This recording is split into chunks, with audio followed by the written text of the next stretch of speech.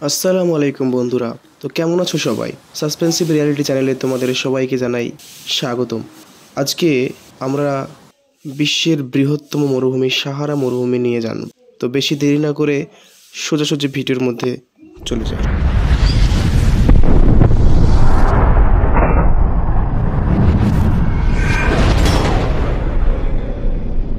বিশ্বের বৃহত্তম গরম মরুভূমি এবং আন্টার্কটিকা ও আর্কটিকের পরে বিশ্বের তৃতীয় বৃহত্তম মরুভূমি এই সাহারা মরুভূমি। এর আয়তন 92 লাখ কিলোমিটার। বিশ্বের সব থেকে বৃহত্তম গরম মরুভূমি, তাই এখানে গাছপালার কথা খুবই কম আসবে বা আশা করাও যায় না। মরুভূমির কোনো কোনো জায়গায় ঘাস, গুল্ম ও ছোট গাছ জন্মে।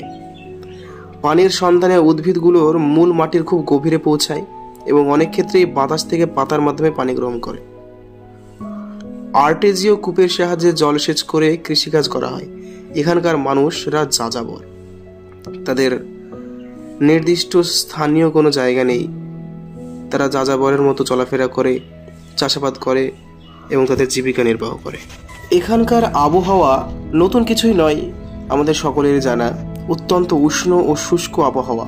বার্ষিক গড় বৃষ্টিপাত 3 ইঞ্চির বেশি হয় না। দিনে প্রচন্ড গরম আর রাতে প্রচন্ড ঠান্ডা, প্রায় 4 ডিগ্রি সেন্টিগ্রেড পর্যন্ত নেমে যায়। কখনো কখনো পাহাড়ের চূড়ায় বরফও জমে থাকতে দেখা যায়। এটা একটু অবাক করা ব্যাপার যে এই বিশ্বের সব থেকে গরম মরুভূমি, সেখানেও নাকি বরফ জমে যায়। আসলে একটা কথা আছে, কোনো জিনিস যত তাড়াতাড়ি গরম হয় সেটা তত তাড়াতাড়ি ঠান্ডা হয়ে যায়। তো দিনের বেলায় যেমন প্রচন্ড গরম, রাতে ঠিক তেমনই প্রচন্ড ঠান্ডা। শীতকাল থেকে গ্রীষ্মকালে তাপমাত্রা 10 ডিগ্রি থেকে 43 ডিগ্রি সেন্টিগ্রেড পর্যন্ত ওঠানামা করে। লিবিয়ার আল আজিজিয়া পৃথিবীর উষ্ণতম স্থান, যেটা সাহারায় অবস্থিত।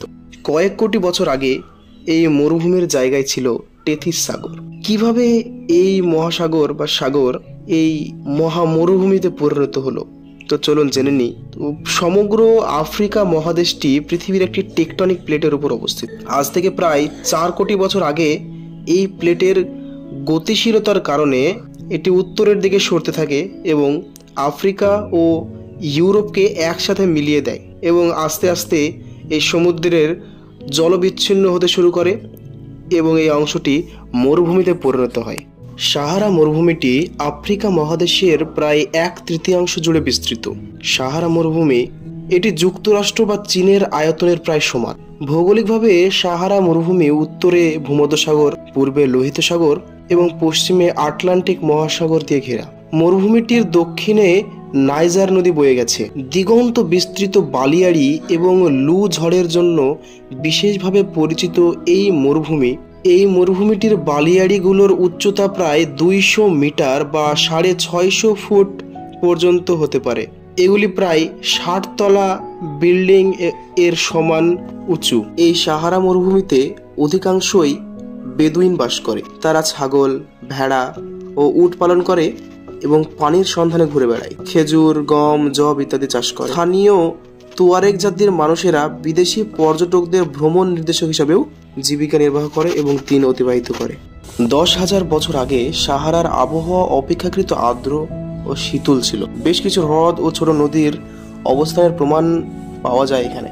বর্তমানে শুষ্ক মরুভূমি। এমন কিছু অঞ্চলের পাহাড়ের গুহায় আদিম মানুষের বসবাসের চিহ্ন পাওয়া গেছে, যা থেকে বোঝা যায় ওই এলাকাটি একসময় সহজে পানির নাগাল পাওয়া যেত। এই এলাকায় হাতি, জিরাফ ও অন্যান্য প্রাণী বসবাস করত। জেনে অবাক লাগে যে একসময় এই মরুভূমিতেও হয়তো বিভিন্ন প্রাণী ও মানুষ বসবাস করত, কিন্তু এখন সেই মরুভূমি শুষ্ক। ভিডিওটি ভালো লেগে থাকলে এবং এখান থেকে সামান্য পরিমাণেও উপকৃত হয়ে থাকলে ভিডিওটিকে লাইক করবেন এবং এই ধরনের বিভিন্ন ইনফরমেটিভ ভিডিও পেতে আমাদের চ্যানেল সাসপেন্সিভ রিয়ালিটি সাবস্ক্রাইব করে সাথে থাকবেন।